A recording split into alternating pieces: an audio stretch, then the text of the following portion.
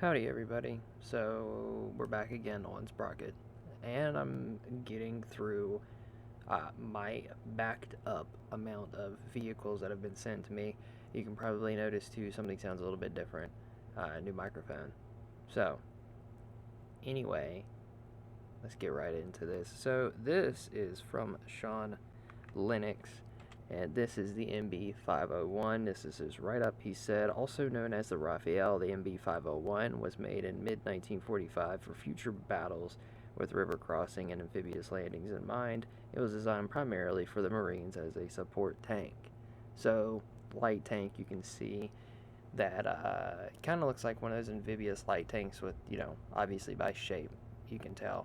And you can get kind of a hint that if you know what the PT-76 is, kind of gives you a little bit of an idea. And let's look at the gun while I engine first. Holy shit. Let's see how much horsepower that is. Dang, that thing is going to be able to haul it, which makes sense. 75 millimeter with 150 pin, not too bad. But as you see, he's got the Semper Fi decal with the star on there and then the face on the front. Let's test it out. Now, I did drive this thing for a little bit, so I do know this thing is fast. Unfortunately, it's not going to be able to actually float on water because it's not a thing yet in here, but eventually it might be, which I'm going to assume it's going to be. As you can see, this thing can scoot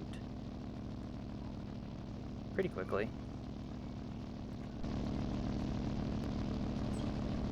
And the gunner position, or the gunner sight, being on the top right of the gun, depending on which one you're looking from it. Stabilized. Actually, I'm going to drive it off in the water. Might as well. I mean, it is its natural habitat, but it is not actually going to float. Oh, alright, come on. Well, oh, come on, go. Man, this thing hooked and then started going straight up on the back like I was doing a wheelie. Alright, obviously the water's not that deep, but still, you get the idea. That's where it's supposed to be.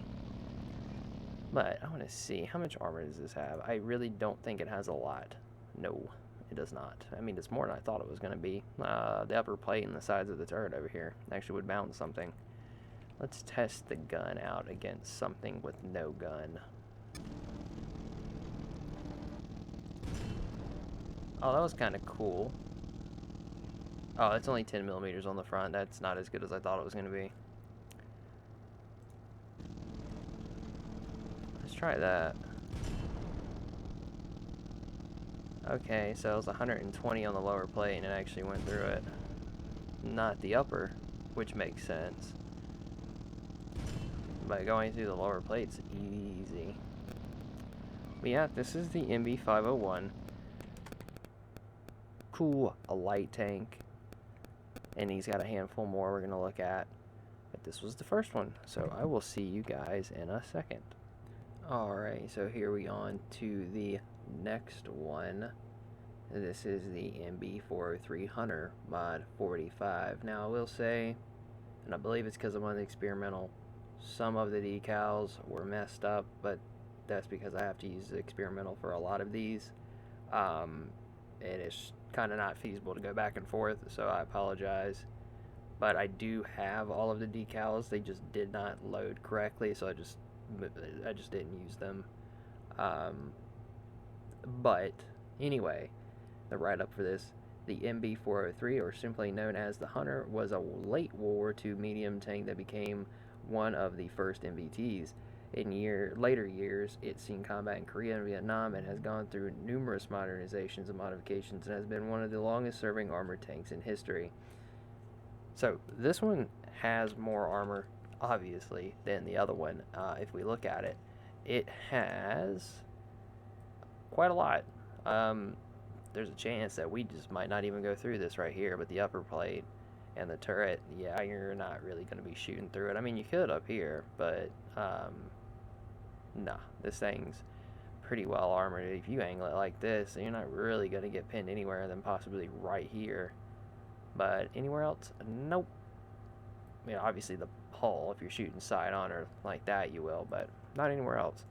Let's see the firepower. So we have a 120 with a 188 pin, not bad. Let's see the mobility. So this thing's probably going to haul it too. Max RPM is... Oh, I'll move that back down. Okay, it's probably not going to be that bad. Let's drive it. So it was the emblems that were, or decals that were right under the fuel tanks, and the ones that were under the lower plate. I don't know what it was. They just did not want to load no matter what I did, even though I have them. But still does not take away from the tank. It's cool. Kind of reminds me of a T-54 in a way, T-55.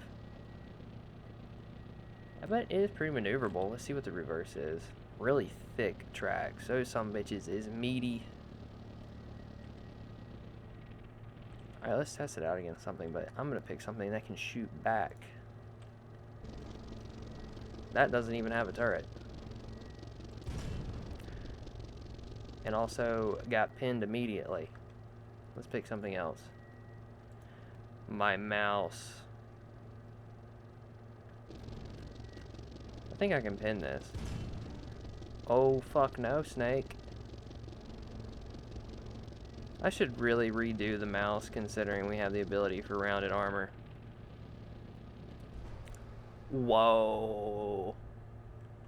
Where did he pin me? I want to say it was right under the machine gun over there, but I'm not sure. I think it is. Or it could have been the turret ring. I am not sure, but Jesus, was not expecting that. Let's pick this. This thing has the highest pin gun I've ever made. Or just no gun at all, too. That's fine. Well. Let's try it against another one of his designs. Ah, did almost 279. Yeah, that upper plate is thick. Oh, there we go. Okay, so he bounced. I think I can pin if I hit like right here. Yup. Had to be perfect though. Where did he hit me?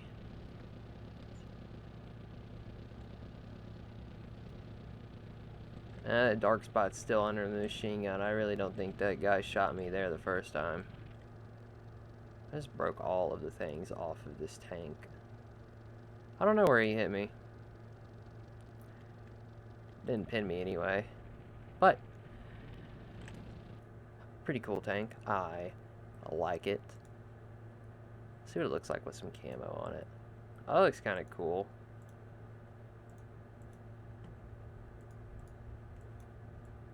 What about this one? Oh, I like these. These look cool. But, anyway, that was the MB403. And we will move on to the next one. Alrighty, so we're now on to his third design, which is the MB471 King's Wrath B-Mod 71105. And his write-up was the MB471 was another post-war MBT designed in 1946 and entered service after 1947 with some ideas in mind. It too has seen combat in Korea and Vietnam with many modernizations and modifications to improve its combat efficiency. The B variant has been given a better rifled 105mm gun and a better gun stabilizer. So, as you can see, further down the line than the one we just looked at, obviously, but really cool, a lot of details. And I've noticed something with like the designs of these is like the rounded, like, I don't even know what to call that style of turret, but I don't know, but I can see them and I know which ones Sean has made because of the way that the turret's designed. I don't know, it's not a bad thing, it's just his like style of designing stuff.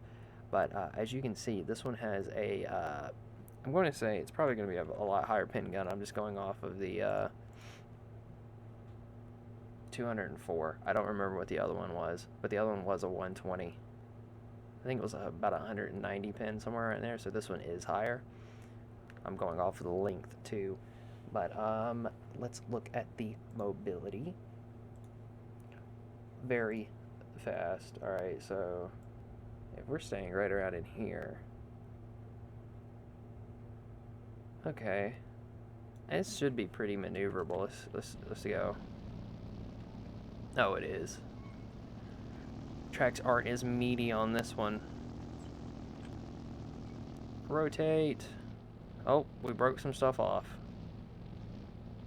Well, it's a tank. It's designed to get messed up. Alright, let's make it up. Oh, man. Oh, man. No way. This is the only tank that has ever done that. Oh, that's cool. Oh, I didn't want to hang on there. But that's crazy. This is the only one that's ever done that. And I want to say it's probably because it's so low to the ground, but like... Look at that. It grabs a gear and it just goes. That's insane. How much does it weigh? Almost 50 tons. Let's check out the gun stabilizer though. Yep, it is stabilized. Alright, let's see the armor on it. Do this so we get that off the screen. Okay, so whole design's similar to the other one, obviously, but the armor is profile same pretty much, with the turret being like kind of like one casted piece, if that makes sense. But if you angle it, ooh, this one's gun is more powerful, so like yeah, you got a little bit of a, you don't really get that whole much of a leeway with angling because you can still pin right in here. But front on, if you're hold down, this thing should be fine. Right around the gun though is a spot where some stuff can get through. Alright, let's test it. Let's have the little guy. Oh, he's trying. Oh, this is that goofy ass thing that I made. What is it doing? Oh, it's still going.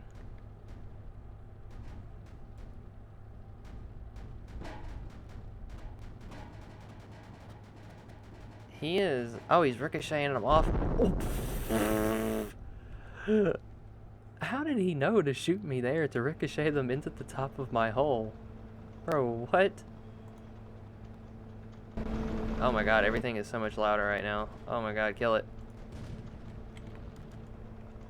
Oh, it's so loud. Okay, so hopefully you guys can still hear me. I don't know what just happened to the sound, but it is bugged completely out.